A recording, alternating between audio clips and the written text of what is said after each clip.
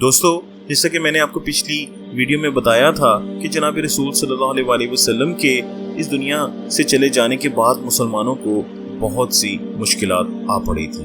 آپ صلی اللہ علیہ وسلم کی تدفین سے بھی پہلے مکی مہاجرین کے ممتاز افراد کا ایک گروہ مدینہ کے لوگ قیادت کے سوال پر غور کرنے کے لیے جمع ہوئے۔ سوال یہ تھا کہ اس نئی مسلم ریاست کی قیادت کسے سونپی جائے۔ اس مسئلے پر اختلافات کی شدت سے خطرہ ہو چلا تھا کہ امت تقسیم نہ ہو جائے۔ ہو سکتا ہے کسی طرف سے دو ریاستی حل کی تجویز بھی آئی ہو، ایک ریاست جسے اہل مدینہ چلائیں اور دوسری اہل مکہ کی ہو۔ بالآخر حضرت عمر رضی اللہ عنہ نے حضرت ابو بکر رضی اللہ عنہ کو متحدہ مسلم ریاست کا سربراہ نامزد کر دیا، جس کا صدر مقام مدینہ طے پایا۔ حضرت ابو بکر رضی اللہ عنہ کا انتخاب فطری تھا۔ حضرت خدیجہ رضی اللہ عنہ کے بعد اسلام لانے والے دوسرے شخص حضرت ابو بکر رضی اللہ عنہ تھے۔ مکہ سے مدینہ ہجرت کے سفر میں بھی وہی حضرت محمد صلی اللہ علیہ وسلم کے ساتھی تھے۔ زندگی کے آخری ایام میں آپ صلی اللہ علیہ وسلم نے انہیں اپنی جگہ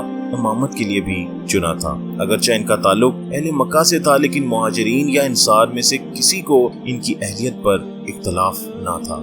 دوستو، حضرت ابو بکر رضی اللہ عنہ نے 631 ہجری میں خلیفۃ الرسول صلی اللہ علیہ وسلم کا لقب اختیار کیا، یعنی رسول صلی اللہ علیہ وسلم کا جانشین۔ اس لقب کے معنی خلیفہ ہیں۔ خلیفہ کا مطلب نیا پیغمبر نہیں تھا۔ قرآن میں بالکل واضح ہے کہ حضرت محمد صلی اللہ علیہ وسلم آخری نبی ہیں اور ان کے بعد کوئی نبی نہیں ہے۔ اس کی بجائے خلیفہ کا کردار ایک سیاسی رہنما کا تھا، جسے ریاست مدینہ کے سربراہ کی حیثیت سے آپ صلی اللہ علیہ وسلم کی قائم کردہ مثالوں پر عمل کرنا تھا۔ چنانچہ خلیفہ سے توقع تھی کہ وہ ایک بہترین رہنما ہوگا اور مسلم ریاست کے معاملات بہتر طریقے سے چلائے گا اور لوگوں کو اسلام کی تعلیمات پر بہترین صلاحیتوں کے مطابق چلنے پر مائل کرے گا۔ ان کاموں میں حضرت ابو بکر رضی اللہ عنہ کی مثال کو بعد میں آنے والے خلفاء کے لیے مثال بننا تھا، جس پر ان کی کارکردگی کو جانچا جانا تھا۔ دوستو، حضرت ابو بکر رضی اللہ عنہ نے حضرت محمد صلی اللہ علیہ وسلم کے پولیٹیکل تسلسل کو برقرار رکھنے کے لیے ایک فوجی مہم بازنطینیوں کے ساتھ لڑائی کے لیے جنوبی شام کی طرف بھیجی۔ یہ مہم دونوں کے درمیان پہلے ہونے والی ایک جنگ کے جواب میں تھی۔ اس مہم سے ظاہر کرنا مقصود تھا کہ آپ صلی اللہ علیہ وسلم کی وفات کے بعد بھی مسلم امت اپنے پولیٹیکل گولز کو چھوڑے گی نہیں۔ لیکن یہ سب اتنا اہم نہیں تھا جتنا خطرہ مدینہ کے مشرق میں واقع ریگستان سے تھا۔ وہاں اسلام میں نئے داخل ہونے والے بعض بدوئی قبائل اسلام سے پھر رہے تھے، یعنی مرتدد ہو رہے تھے۔ ان کی منطق بڑی سادہ تھی کہ ان کی بیعت آپ صلی اللہ علیہ وسلم کے مبارک ہاتھ پر ہوئی ہے اور آپ صلی اللہ علیہ وسلم کی رحلت فرما جانے کے بعد اب وہ اس کے پابند نہیں رہے تھے۔ مدینہ میں قائم حکومت سے ان کی قطع تعلق کی خواہش منظم حکومت کے خلاف عربوں کی روایتی ناپسندگی بھی ہو سکتی تھی۔ صدیوں سے عرب آزادانہ طریقے سے چلتے آ رہے تھے اور انہیں کسی کے تابع رہنا یعنی کسی کی حکومت میں رہنے کی عادت نہیں تھی۔ ممکن ہے کہ آپ صلی اللہ علیہ وسلم کے دور میں انہوں نے اسلام مجبوراً قبول کر لیا ہو۔ کہ دوستو، مسلمانوں کی حکومت کے خلاف ان کی نفرت کے ساتھ ہی ساتھ نبوت کے بہت سے دعوے دار بھی سامنے آ گئے، جن میں سے نمایاں ترین مسلمہ تھا، جسے بعد کے اسلامی ذرائع نے جسے بعد میں مسلمہ کذاب کے نام سے یاد رکھا گیا۔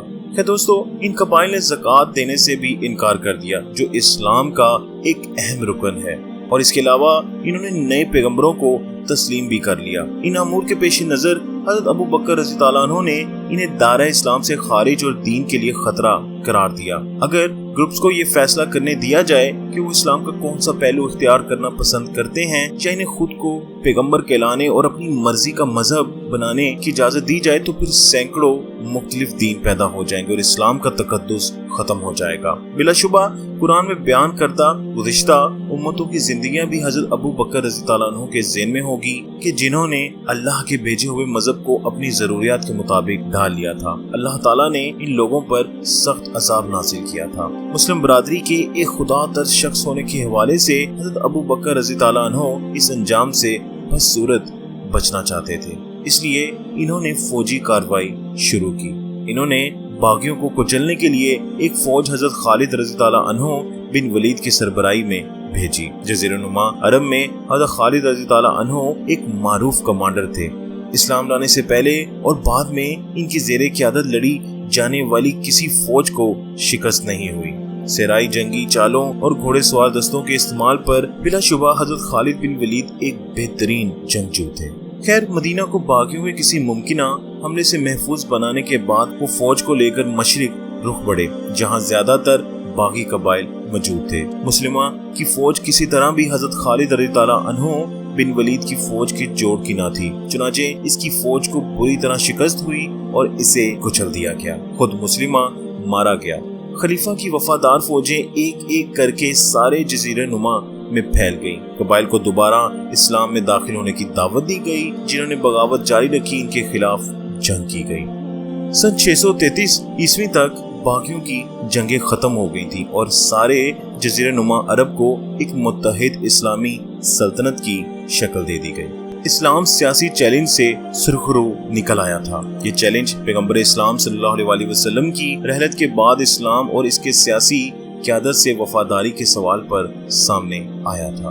باغیوں کی ان جنگوں سے مسلم دنیا کے مستقبل کے حوالے سے ایک اہم نظیر قائم ہوئی۔ اول تو یہ بات صاف ہوئی کہ اسلام میں توحید کو سب سے زیادہ اہمیت حاصل ہے۔ جھوٹے نبیوں اور باغی کبھی برداشت نہیں کیے جائیں گے۔ اسلامی عقائد کی روح سے جن سابقہ امتوں نے اللہ کا پیغام قبول کرنے کے بعد اسے انحراف کیا، انہیں راستے پر لانے کے لیے مزید پیغمبر بھیجے گئے، لیکن آپ صلی اللہ علیہ وسلم کی نبوت کے حمایتی اور آخری ہونے کا مطلب تھا کہ اگر مسلمان باغی بھی ہو جائے تو انہیں کوئی پیغمبر آ کر سیدھا نہیں کرے گا۔ اسلام اپنے پیغمبر کی زندگی میں جس طرح کا تھا، بعد میں اسی طرح کا رکھنا اشد ضرورت تھا، اور اس حوالے سے کسی غلطی کی گنجائش نہ تھی۔ حضرت خالد رضی اللہ عنہ کی جنگوں سے یہ عیاں ہوا کہ اسلام کے پیغام کی حفاظت کے لیے مسلمان مسلح کارروائی سے گریز نہ کریں گے۔ دوسرے، ان جنگوں نے مسلم دنیا کی سیاسی یونٹی کو کم از کم وقتی طور پر یقینی بنا دیا۔ مسلم دنیا میں صرف ایک رہنما کی گنجائش موجود تھی۔ دوستو، جزیرہ نما عرب ایرانی اور بازنطینی دو عالمی طاقتوں کے درمیان واقع تھا۔ بین الاقوامی اکھاڑے میں بقا کے لیے ان کی یونٹی ضروری تھی۔ باغیوں کے خلاف جنگوں میں واضح کر دیا تھا کہ مسلم ریاست ایک ہوگی اور ان کا رہنما بھی ایک ہی مسلمان یعنی خلیفہ ہوگا۔ دوستو، باغیوں کی جنگوں نے ایک نیا انداز فکر بھی قائم کر دیا تھا کہ آنے والی اسلامی تاریخ میں عربوں کا خانہ بدوش ماضی سے قطع تعلق رکھا جائے گا۔ عرب اپنی تاریخ کے ایک نئے دور میں داخل ہو رہے تھے۔ اس تبدیلی کی عکاسی ان کے طرز حکومت سے بھی ہونا چاہیے تھی۔ اسلامی ریاست کو سٹرونگ کرنے کے علاوہ حضرت ابو بکر رضی اللہ عنہ کی خلافت اس اعتبار سے بھی اہم تھی کہ قرآن کو تحریری شکل دے کر محفوظ کیا گیا۔ آپ صلی اللہ علیہ وسلم کی زندگی میں بہت سے کاتب مقرر تھے کہ وہ ہر تازہ وحی کے اترتے ہی اسے لکھ لیا کرتے تھے، اور ان سب کو کتابی شکل میں جمع نہیں کیا گیا تھا، بلکہ یہ ٹکڑوں کی صورت میں مدینہ میں بکھرے ہوئے تھے۔ عرب میں لکھنا اور پڑھنا کم لوگ جانتے تھے اور یہ زبانی یاد کر لینے والوں کا معاشرہ تھا۔ حضرت ابو بکر رضی اللہ عنہ کے دور میں حضرت عمر رضی اللہ عنہ نے تجویز دی کہ قرآن پاک کو اب ایک کتاب کی صورت میں جمع کیا جائے۔ اس کی وجہ یہ تھی جنہیں قرآن یاد ہے کہیں وہ مر گئے تو کیا صورت ہوگی۔ حضرت ابو بکر رضی اللہ عنہ نے یہ تجویز مان لی اور یوں قرآن کو مدینہ میں جمع کر لیا گیا۔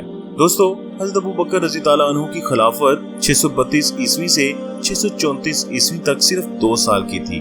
حضرت محمد صلی اللہ علیہ وسلم کے بعد کے ان 2 سالوں میں مسلم ریاست کو مضبوط کر سکے اور اس اہل بنانے میں کامیاب رہے کہ وہ شمال کی سامراجی قوتوں کے زوال سے فائدہ اٹھا سکے۔ ان 2 سالوں میں اس بات کو بھی یقینی بنایا گیا کہ پیغمبر صلی اللہ علیہ وسلم کے بعد مسلم معاشرے اور اسلامی عقیدے کو برقرار رکھنے میں خلیفہ کا کردار کیا ہوگا۔ اپنے بعد خلیفہ کو سلیکٹ کرنے کے طریقے میں انہوں نے ایک آخری مثال قائم کی۔ اپنی موت کے بعد مسلم قیادت کے لیے قبر اسلام کی عرب روایات کے برعکس اپنے کسی رشتہ دار کو نہیں چنا۔ ان کا انتخاب ایسا شخص تھا جو ان کے خیال میں خلیفہ کے فرائض کی انجام دہی کے لیے زیادہ بہترین ہے۔